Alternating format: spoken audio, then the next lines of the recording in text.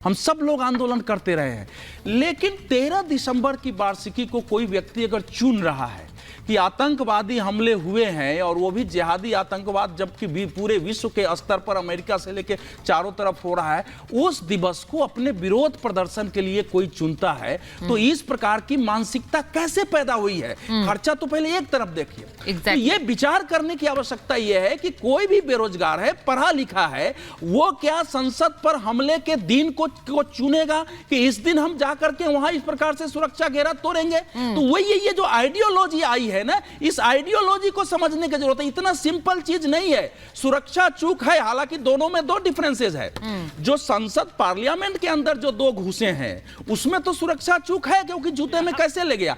लेकिन अगर बाहर कोई चिल्ला रहा है, खड़ा कर रहा है ट्रांसपोर्ट भवन के सामने, उसमें तो सुरक्षा चूक नहीं है। वहां हम लोग रोज रहते हैं, वहां तो कोई कुछ कर सकता है। इसलिए दोनों में डिफरेंसेस हमने शो भी किए हैं, कोई भी कर सकता है। इसलिए दोनों में दो चीजें देखने की जरूरत। अब यह है कि देखिए क्या हुआ है कि हमारे देश में नरेंद्र मोदी की सरकार आने के बाद आंदोलनों का कैरेक्टर, उसका विचार, उसमें शामिल होने वाले लोगों का व्यवहार कंप्लीट चेंज हो गया है।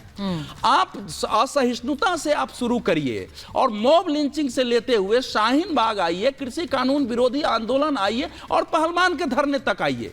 एक वातावरण इस देश में और बाहर जो है बनाया गया है कि ये जो सरकार है ये आम आदमी की विरोधी है, ये सरकार फासिस्ट है, ये सरकार एंटी डेमोक्रेटिक है, ये सरकार मुस्लिम विरोधी है और ये सरकार जो है केवल पूंजीपतियों की सरकार है।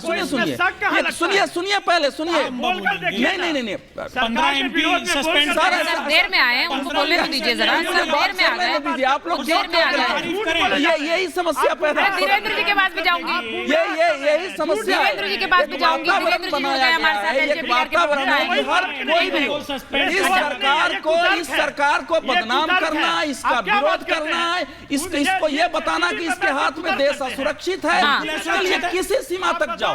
तो जैसे माओवादियों को हथियार, अरे सुनिए, आपने निकाल के माओवादियों को हथियार के चला के विरोध करने की ट्रेनिंग होती है। अच्छा एक मिनट, धीरेन्द्र प्रकार की है, इसलिए इस प्रकार 4 सवाल ही तो पूछे में खड़े हैं। अच्छा, और ये महुआ जी ने सिर्फ 4 सवाल ही पूछे थे, इसलिए उनको हटा दिया गया। महुआ को आपने हटाया, राघव चड्ढा को सस्पेंड 4 सवाल पूछे थे इसलिए हटा दिया। कोई सांसद अगर 4 सवाल आपसे पूछ लेगा, या तो उसकी सदस्यता जाएगी या उसको सस्पेंड कर दिया जाएगा। तो इसलिए संसद पर हुड़दंग मचाना सही है, इसलिए संसद पर हुड़दंग मचाना सही है। ये सरकार बहुत अच्छी है, इसीलिए आकर यहाँ पर हुड़दंग मचाना सही है। अरे लोकतंत्र में तो इस सरकार की आस्था तर्क क्या है? तर्क क्या है? तो एकदम से परिलक्षित हो रहा है पूरी दुनिया। तो इसलिए आप उनके साथ खड़े हो जाएंगे जो हुड़दंग मचा रहे हैं। 15 सांसदों का एक मिनट निलंबन। धीरेन्द्र जी के पास जाइए। एक सांसद उपस्थित भी नहीं थे। अच्छा, उनका घर बैठ एक सेकंड। अच्छा धीरेन्द्र जी के पास चली जाओ। एक इनिशियल वो अभी जुड़े हैं।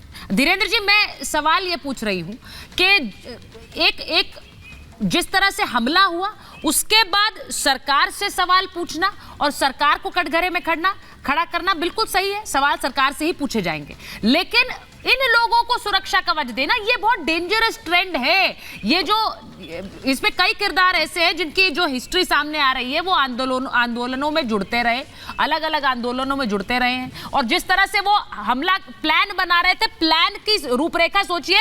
जो खुलासा हुआ है वो ये कि ये संसद में खुद को आग लगाने की भी बात कर रहे थे। अब ये भी खबरें आ रही हैं, वहां सिर्फ जो हुआ वो नहीं, ये भी प्लान कर रहे थे कि वहां जाकर किस तरह से आग लगा दें। ये बहुत डेंजरस है।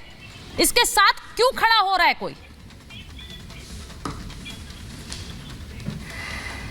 सुचरिता जी, सबसे पहले ये विषय बहुत गंभीर है।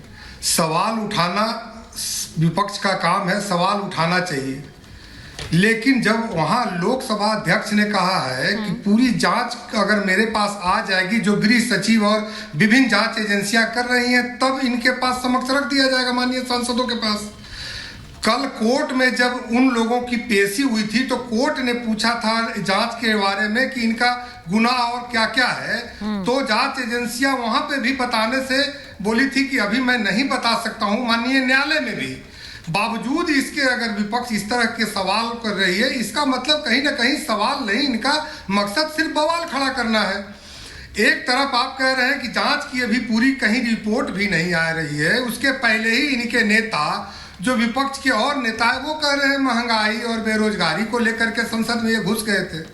और कौन नेता बोला है सुचरिता जी, जिसके परिवार ने 2 प्रधानमंत्री आतंकवाद में खोए हैं, श्रीमती गांधी और राजीव गांधी जी।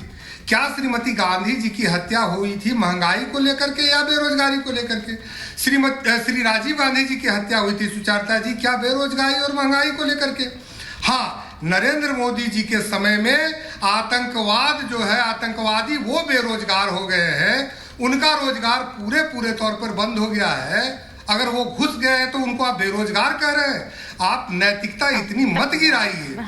आपको अगर भ्रष्टाचार और बेरोजगारी पे इतनी दिक्कत हो रही थी कि लोग सदन में उसका अंदर में जाके प्रतिरोध कर रहे हैं और उनसे आपको इतनी दर्द है, तो आपके सांसद के यहाँ से तो 351 करोड़ एक सांसद के यहाँ से मिल रहे हैं। अपने सांसदों को क्यों नहीं ये कह देते हैं कि जितने भी काले धन अभी तक कमा के रखे हैं उसको देश को हवाले करिए, देश के हवाले करिए। देखिए, राजनीति करिए, राजनीति करने के लिए राजनीतिक दल बना है, लेकिन कई ऐसे जो देश के बड़ी खबर बताइए जरा, गंभीर मुद्दे हैं, वहां पे अपनी गद्दी के लिए।